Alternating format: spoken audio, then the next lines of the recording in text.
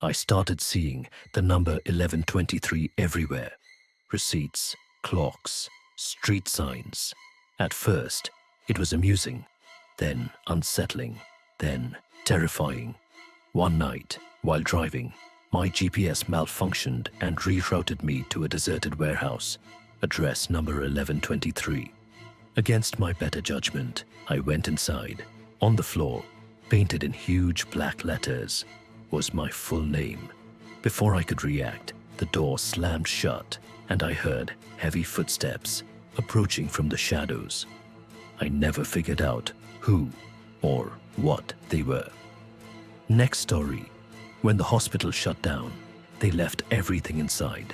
Beds, records, even personal belongings. Urban explorers said it was haunted, but I didn't believe it until I found an old patient file with my name on it, birth date and all, describing treatments I never had. Worse, it was dated 15 years before I was born. I tried to leave, but every hallway looped back to the same locked room. I only escaped when I stopped running and listened. A soft voice whispered the way out, but sometimes, when I sleep, I still hear the doors creaking open. Next story. My best friend went missing during a camping trip. Search parties found nothing.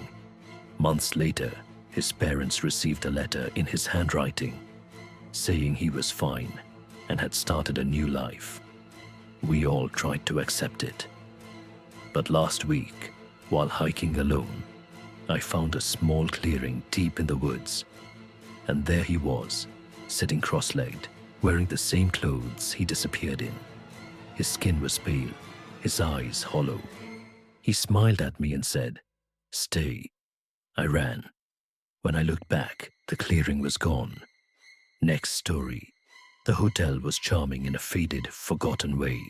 Velvet carpets, creaky chandeliers, gold lettering peeling from the walls. I checked in late, took the rattling elevator up to the 4th floor. But when I stepped out, the hallway seemed wrong, endless. The pattern on the carpet kept repeating. No matter how far I walked, my room number never appeared, and the air grew colder with each step. When I finally turned around, the elevator was gone, just a blank wall, and from deep down the hall, I heard footsteps following me, getting closer. Next story. There was a mirror hanging in the upstairs hallway when I moved in. It was old, ornate, the glass slightly warped. At night, when the house was silent, I swore I could hear faint breathing when I walked past it. One evening, I caught a glimpse of movement, not my own reflection, but someone standing behind me. I turned, heart pounding, nothing. But when I looked back into the mirror, the figure was still there, smiling wider and wider with each heartbeat, even as I stood frozen with terror. Next story, I found a dusty record at a flea market.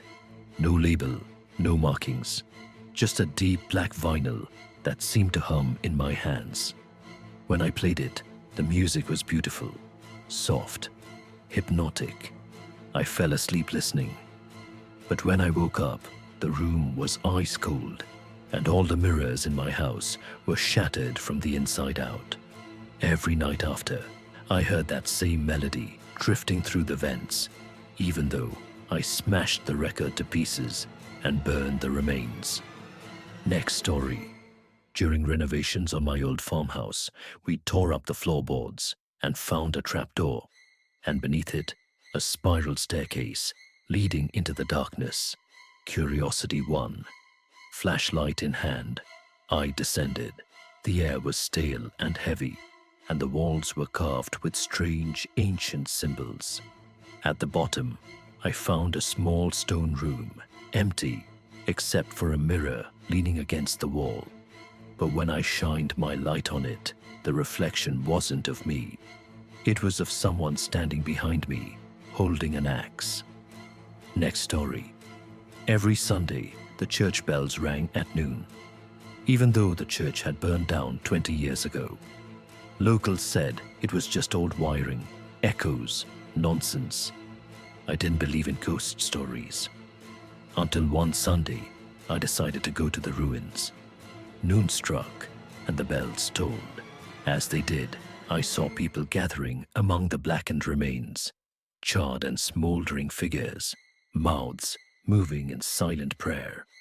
When they turned to look at me, I finally understood. Some things aren't meant to be witnessed. Next story. A package arrived with no return address. Inside was a vintage typewriter and a single sheet of paper. Typed on it, "Tell our story." Amused, I set it aside. But that night, I heard the typewriter clacking away on its own. Lines appeared on the paper, detailing my own life. But with one terrifying twist, the story ended with my death. I tried to destroy the typewriter, but no matter what I did, every morning, a new page waited for me, inching closer and closer to the final scene. My friends dared me to explore the abandoned hospital at the edge of town. Inside, graffiti covered the walls, and broken glass crunched underfoot. I wandered alone into an operating room and found an old rusted wheelchair facing the corner. As I turned to leave, the chair spun around as if someone invisible was sitting in it. I didn't wait to find out. Next story. A new neighbor moved into the house across the street. She always wore the same dress, always stood at her window, staring. One night, I waved. She didn't move. A week later, I saw a moving truck in front of her house. The real owner returning from vacation. The house had been empty the whole time. The woman at the window disappeared the moment he stepped inside. Next story. At the annual town fair, a fortune teller grabbed my hand and gasped. She muttered something about darkness clinging to me. I laughed it off. But that night, shadows in my home grew longer, deeper. They moved when I wasn't looking. Sometimes, even when I was. I tried cleansing rituals, prayers. Nothing worked. The darkness had already decided it belonged to me. Next story. In my dreams, I kept seeing an endless hallway lined with doors. Each night, I opened another. Some revealed happy memories, others, nightmares. One door was locked every night. Finally, in one dream, I found the key. As I turned the lock, I heard a voice behind me. Some things are better left closed.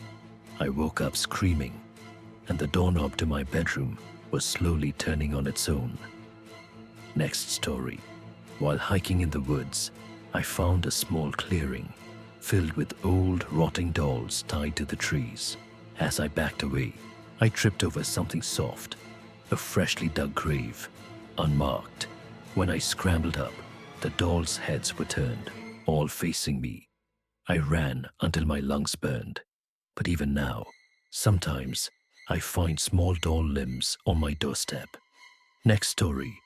At an estate sale, I bought a mirror framed in ornate gold. It looked ancient and beautiful. At home, I noticed that my reflection always lagged a second behind. At first, it was amusing. Then, one night, my reflection smiled. But I hadn't. I smashed the mirror, but sometimes I catch glimpses of that same smirking figure in windows, puddles, even blank TV screens. Next story. The daycare center I worked at had an old, unused basement. Kids often said they heard laughing from below. One rainy afternoon, I followed the sound and found a trapdoor under the carpet. When I opened it, the laughter stopped. I shined a flashlight down and saw dozens of tiny handprints along the walls. The basement was empty, except for a rocking horse gently swaying on its own. Next story. There was a house in my neighborhood. Kids dared each other to approach. Its windows were boarded up, the yard overgrown. One Halloween night, we mustered enough courage to creep up to the porch. As I reached for the doorknob, it turned on its own. The door opened just a crack. enough to see a single eye staring back at me. We bolted. When we told the police, they found the house empty. No footprints but ours. Next story.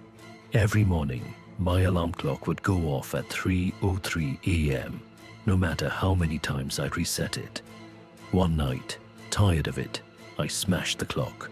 Still, at 3:03, I woke up to the feeling of someone breathing against my face. I lay paralyzed as invisible fingers brushed across my neck. When dawn came, bruises shaped like fingerprints ringed my throat. Next, when my grandmother died, she left me her locket. She told me it would keep me safe. I wore it everywhere. One evening, walking home, I noticed a man following me. He stayed just far enough behind that I couldn't see his face.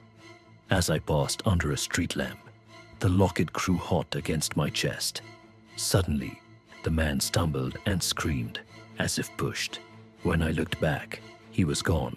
Next, during a storm, the power went out. I lit candles, trying to stay calm. In the flickering light, I saw a shadow move across the wall, but no one else was home. The shadow grew closer, stretching from wall to wall. It whispered my name in a voice I didn't recognize. When the lights finally came back on, all the candles had been snuffed out, and I was no longer alone. Next, a friend gave me an old camera, one that used film instead of digital memory. I snapped a few shots around town for fun. When the photos developed, everyone showed a tall, blurred figure standing just behind me. I hadn't seen anyone at the time. The more pictures I took, the closer the figure seemed to get. I stopped using the camera, but sometimes, in reflections, I still catch glimpses of him. Next, I moved into a new apartment, small but cozy. Everything seemed fine, until I started hearing soft knocking behind the walls at night. Plaster cracked in the corners. One evening, a section of the wall crumbled away, revealing a hidden crawl space. Inside was a single dusty chair and a pair of wide, watching eyes. When I called the landlord, he swore the building had no crawl spaces.